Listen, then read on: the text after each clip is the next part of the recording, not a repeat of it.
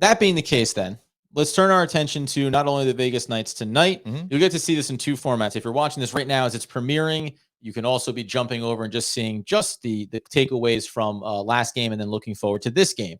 Well, let's go back at that Avalanche game. I mentioned it there. 7 goal scorers, 7 different goal scorers. None of them named Jack Hughes. That, in a way, I think should actually be a great thing. Of course. Because it's just balance, it's consistency. You don't have to look at it from any one source. What else did you like coming out of that game? Box score wise, we look at it and kind of, I think, typically we're going to see they get out hit 23-13. The physicality is something we'd like to see more of after the deadline, obviously. But what else did you like specifically coming out of that game beyond just what was an absolute, I'm going to call it total chaos in the second period when you have that many goals getting scored? Devils up 3-1 at the break and then end up in a real barn burner. I blew my parlay bet based on them scoring that empty netter. We're gonna get to that. That's pretty funny. Yeah. No, listen, we were up 5-1 and then it was 5-4 in the second, so that was pretty scary. But jumping off, 2 words: fast start. We're talking about 21 comeback wins for this team. We don't want to worry about that as much moving forward, going toward the playoffs against these good teams that we're going to play. The fast start is huge and it is key for this team moving forward. You know what I loved about the, like you just said, Jack wasn't a scorer, and the fact that we're spreading the puck around and you have everybody scoring, Palat scoring, you got Wood scoring, Adam. That's right. Scored.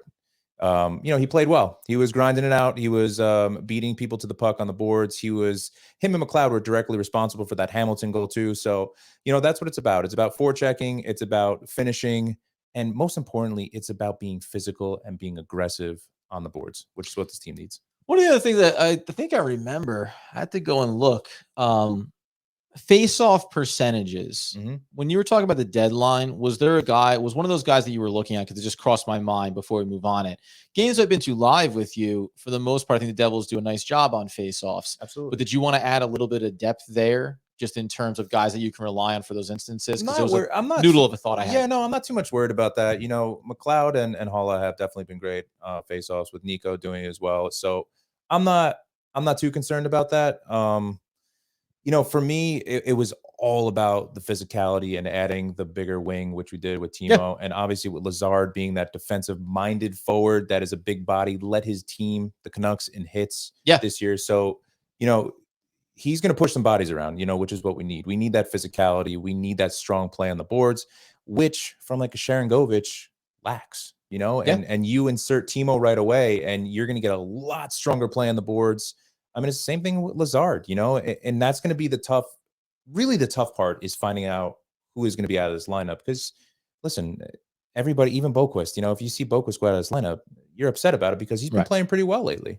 And that's the hard part about it. When we're using Wood as always the example, when there's a guy you feel like you want to have out of the lineup, it's so much easier to say bring in someone else and just shove them down the list. The more difficult thing is when you feel like guys are playing so well and you still want to get better, and hopefully they don't end up having not a bad reaction, but just bad results in terms of having to adjust their expectations, how many minutes they're playing, what lines they're on, right? So there's going to be some chemistry shift here too. Guys that have all been playing all year together, but now line to line, you're going to see some differences there once Timo goes in. Yeah, and I think going back to what we were talking about with the Rangers and Kane having a bad game, last night against the Senators, I think it's just face value looking at it. It's like, this is a brand new team, that he's playing with. This is brand new lines he's playing with.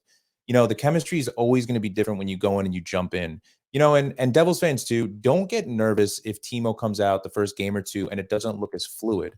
You expect that, it's part of the learning process and the growing process. And one of the big reasons why I think Lindy's keeping him out of the lineup, now he's available for contact, obviously practice. He's got to get some practice in with these guys. The lines have to roll in the right way, and you just don't want to force something when it's not there and you don't feel comfortable with it yet. And obviously you want to make sure Timo's 100% healthy. Do you think that how much of the timeline of him getting into live game action is just cautiously being pushed back to afford some more practices? Like, what will they learn? Not even about Timo and the first 2 lines, but can it be more about lines 3, lines 4? Let's see how those things get shifted once Timo's out on the ice. Yes and no. I don't think you want to insert Timo in a place like Vegas, being one of the best teams in the West that's going to bang some bodies around. I really don't think you want to do that. I can definitely see him playing against the Coyotes on Sunday. Okay. My bet would be he's going to play against the Maple Leafs on the 7th at home. I think it'll be a great first game for him. He's going to have those anxious butterflies. It's going to be a phenomenal atmosphere when we come back to Prudential Center. But I just look at it like that, Adam. I don't really look at it too much deeper than I think that it's just a matter of making sure, number one, that he's 100% healthy. Number two, making sure he has those contact practices and really gets more under his belt so that he is good to go and feels confident that he's ready to go too. Okay, so the Devils get the win in Colorado. Here's a good moment to take a pause before we preview the Vegas Knights matchup a little bit. It's a friendly reminder. So if you were listening to the first episode, as well you should be, subscribing on YouTube, getting it on the podcast feed, following us on social, we said, mostly Danny said, because they're not my tickets, you're going to be giving away tickets later this month in March to fans that subscribe, that like, that support the podcast, but also that string together a handful of what'll be key terms to form. It's probably not going to be a phrase like a sentence, but there'll be some things and they all come together and you get yourself a pair of tickets. And that first term, that first word, that first name is going to be Smid, because 12 saves between the pipes in that Avalanche game in relief. Like, that game was going fully off the rails. And in a lot of ways, the goalie switch it was the thing that changed it, because neither goalie was having a particularly solid game. Write that name down first and foremost. But you were just saying, I mean, he's a young player, obviously, young goaltender, but the sample size has been great for him when he's played. Akira's looked great. I think he's going to be in this organization for a while. I was super impressed how he came in Colorado and shut the door in the third period, And at that point, you it happens in hockey all the time. It's you take the chance of, if it's not there for our starter, why don't we go ahead and just see if we can get something changed here? Yeah, well, that goes back to the big question: is Vitek okay, and is this just a little lapse and just a little bit of a downturn, which he'll be fine? Could I ask you a very interesting question about the goalie situation? Okay. When you look at their average goals against per game, I mean, Vitek is the guy, whatever. But do you have a concern level down the back end of the season here, just around? I mean, we know you want your goalie to be hot at the right time. I think the only concern level is knowing how the Devils' goaltending was last year and, kind of seeing it this year flourish into something that was phenomenal. I don't think anybody expected. I'm not concerned, really. But you have that little bit of I have that PTSD little thought, for the love of God, please still play well goaltending wise. I think Vitek's okay. I think he's in his head a little bit. And if you look at some of the actual images, there was a picture, I don't know if you saw it on Twitter, where he was just buried down with his hat over his eyes, kind of looking defeated. And, to me, that's where the Nico step up. That's where the Palat step up and go to that goaltender and your defenseman, your core defenseman. Right. Hamilton, the Siegenthalers, the Graves go to him and be like, big guy, we got you. You're not going to have a phenomenal game every game. There's going to be points in the season where you're going to have a little bit of a rut, and it's his defensemen especially need to pick him up and be like, listen, big guy, we got you. You're going to be good. You're going to get back in there. You're going to go into the game and you're going to be great. So, but Akira, that wasn't, I'm very curious to see what happens, if I'm being honest, because I just, you're nervous. Well, it's not even that. Well, no, so two things happen here. I can see it in your face a little bit. You look behind the curtain. No, well, here's my two things. One, I love young dudes that are playing well. Okay. And I love seeing, I love any young talent that's doing a great job at whatever they're doing, whether it's sports or otherwise. I once saw, there was a kid playing hopscotch, and I'm talking two-stepping, just right across the board. No problems. I said, this guy has a future.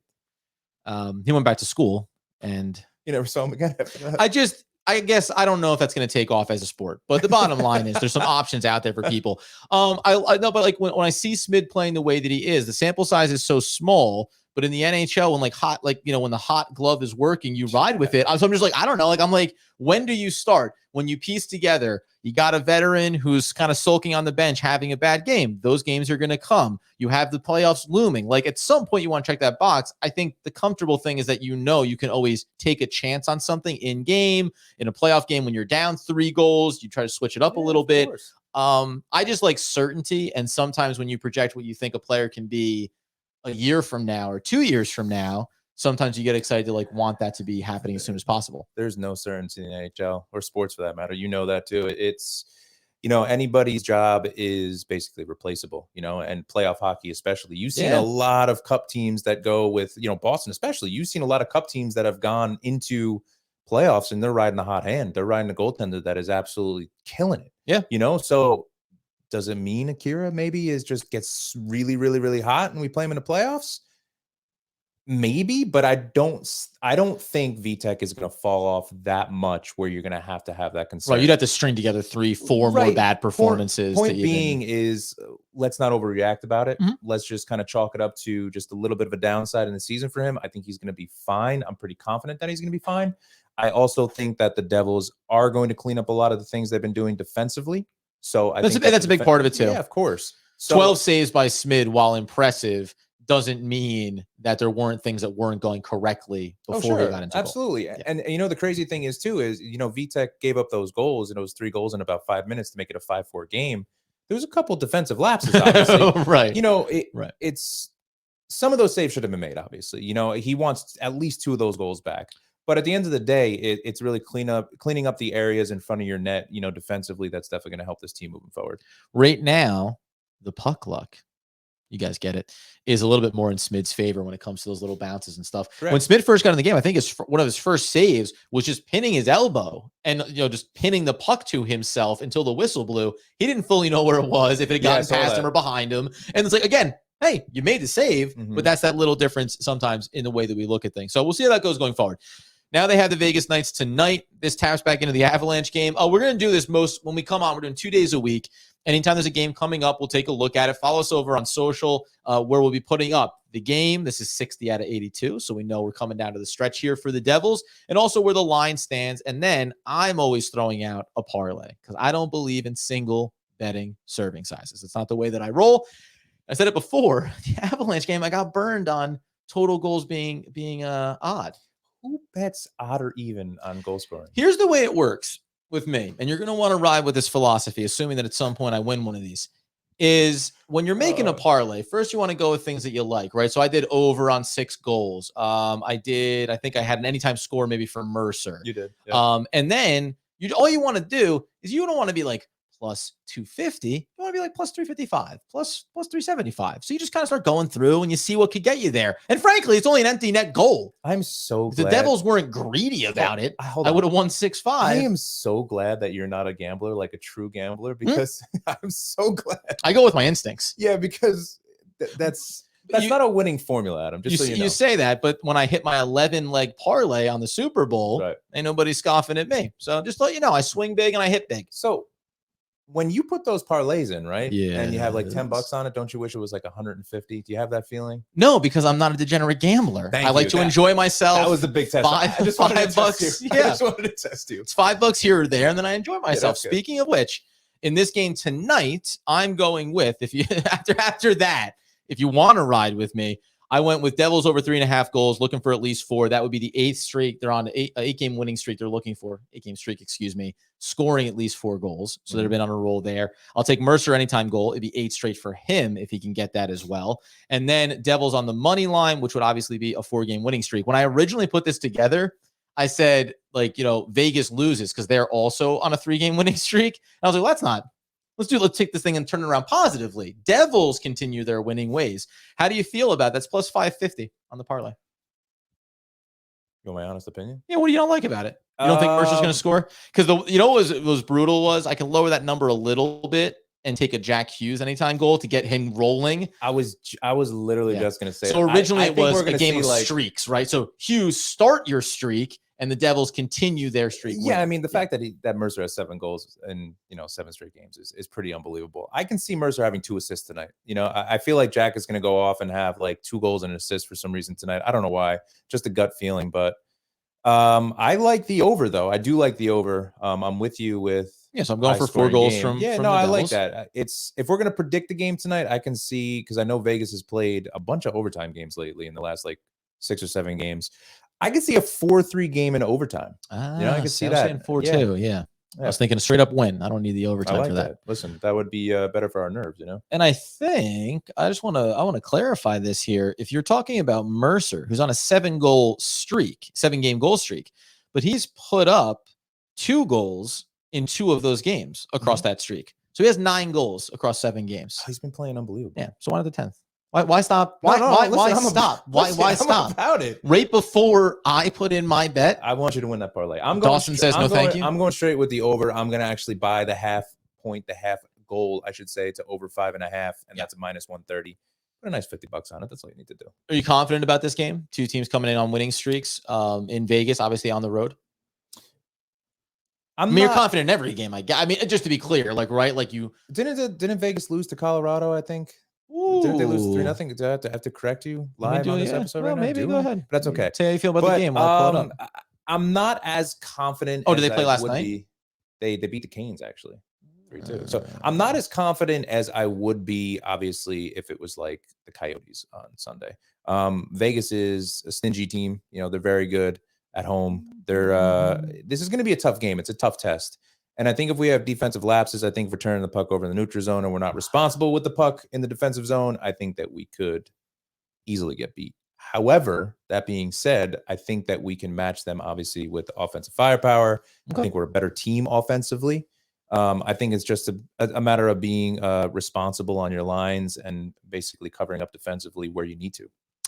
Samsonite, I was way off. They beat the Canes, did the Knights, but they lost the Avalanche and the Stars prior to that and beat the Flames. I think what I was hoping for was them going on a 4-game losing streak. I think what you were referring to is the Avalanche were on a winning streak before that. That's probably why. But that's okay. That's all right. That's all right. This is why we're here. It's a learning process. You know, it's all right. I only care about the Devils. 40-15-5, 36-19-6. Those are the records for these two teams tonight. I agree with you. The overs, all those good things. For the most part, every time that I watch a game, I want to see fewer and fewer mistakes. Yeah, especially the neutral zone lapses. That's been the most frustrating thing. We talked about it with Jack Hughes when he just seems so desperate to want to make something happen that he actually ends up walking. Here's the last point I'll make about Hughes and about this team in the neutral zone. I think one of the problems, we'll call this, when you have a guy like Jack Hughes, as he's looking to gain the zone and get in and start to set up the offense or just put pressure on the defense on his own, when you get guys committing with him and he gets a little bit romantic with the puck in the middle of the ice, all of a sudden those turnovers become real odd man rushes against the Devils, specifically when you have that guy, right? When you're a balanced team that lacks that special player, you're never overcommitting either way because you know it's a team effort every time. Right. When you see Jack Hughes start to go, you want to be there with it. And then that's where I think it's caused some problems for them. No, I 100% agree. Thinking about 100%. I really do. That was great. That was great. You can't go any higher. Right now, what I think the big thing for the Devils is really fine-tuning and keeping that consistency, especially with the BMW line. I want to see that fourth line to continue to roll. Yeah. Continue to grind it out on the boards. I think that is such a huge factor to our success, coming down to the last 20 games or so. So, my players to watch tonight is that entire line. Let's watch the Bastion, McLeod, and Wood line and see if they can continue their success. And I'm going to go ahead and say Michael McLeod is going to score a goal tonight. You know what? He's been a guy that we always talk about, who's your favorite? And you go, well, beyond Jack Hughes or beyond, I've been liking McLeod's game lately. Consistent, been playing consistent. You know what I mean? And when you think about the second and third lines you move down, you want to have in fourth lines, you want to have a guy that looks like you can be relied on. So I've really liked watching his game. So I wouldn't mind that. Maybe follow us on social. Maybe the parlay changes. We don't know. Maybe we swap out for McLeod. He's a guy that reminds me a little like John Madden from the old days. Oh, nice. You know what I mean? Yeah. So Mike McLeod's a great asset to this team. And, this is a good question for you, Adam. Who are you looking at defensively to step up their game, tonight? Oh. And who do you think has played better? What defenseman do you think has played better? For me, it's Ball. I think Ball has played extremely well. He was good in that last game, too. Yeah, he's played extremely well the last few games, and you want to look for that consistency. But do you have a specific defenseman that you not want to see step up, but want to stay consistent? No, you know what, though? I'll say that I love Graves, but I didn't think that was his best game the other night. Like I thought that he was just again, it's not always a one player related issue, but anytime that I see the sequences where it seems a little bit sloppy, where you don't feel like you're grinding out some of those key moments against the boards. So he's had a great season. It's not a knock on him, but it's more about being in form. And I'd like to see a bounce back. I'll call it a bounce back game from him. I think also too, it's the fact that John Marino is slowly getting back into things after his injury. I think he's starting to feel 100%, and I think getting back into the grind for him, you're going to see great plays from Marino. He's to me one of our best defensemen, hands down. Last thing that we'll get out on here though. We didn't ask about the power play unit when it comes to Timo Meier joining this team. Any adjustment there for you? Oh my God, I can't wait for that. You have no idea how I can't wait for that. So you have Palat, Heischer, and Bratt, Right. along with Hughes and Hamilton. Would you shake up that first unit, or do you go down into the second unit? Yeah, I'm taking Palat off that, I think, and I'm putting Timo up there. You know what I mean? So it's and probably pushing Palat down to obviously the second power play unit and taking Wood off. It's just you knew what I was going to do there. I'll avoid the explicit tag. It's such BS. No, but listen, there's never a Palat scenario. is physical. You know, know, I know when it comes to the physicality, and he's going to get those dirty goals in front of the net. So understood. Yeah. Understood. I'll be interested to see about how those unfold, and obviously having those guys together on the power play makes them that much more lethal. They've been really successful this year, but also having that second wave inside of the power plays. The one thing that we didn't see as much of as we wanted to was a team that gets into the action on the power play a little bit sooner. So that'll be a fun one to watch. That being the case, it's a late one, 10 p.m. tonight. They'll tip this one off. You watch this premiere live at 8 p.m. So hopefully we get you a little bit closer to tip off in Vegas, where the Devils are going for yet another win here. You get us over on Twitter at Danny the Face, at Adam Armbrecht, and also at NJ Devils PL. That'll be the official show handle, YouTube, and on the podcast, man. We're going to say this every single episode for the first 700 episodes. We're really trying to build this thing. We want to do it in the right way. We are quietly, without confirming any names at this moment, setting up some really good crossovers, some really good interviews that we're excited to bring to you guys to continue to flesh out not only about this team, but how we feel about them and how we want to cover them. So everyone's support is greatly appreciated. The first video on YouTube saw a really good push. So continue to support us, and we'll continue to support you as the New Jersey Devil faithful. Any thoughts before we go, Dan? Let's go. Devils tonight. Call him. Oh, sorry. What were you gonna say? I didn't think you had anything to say. Let's go Devils tonight, baby. Let's do it. Let's get this win. You better believe it, my friends. And we know when that man is on the ice and trying to look nice, it's always going to be gravy.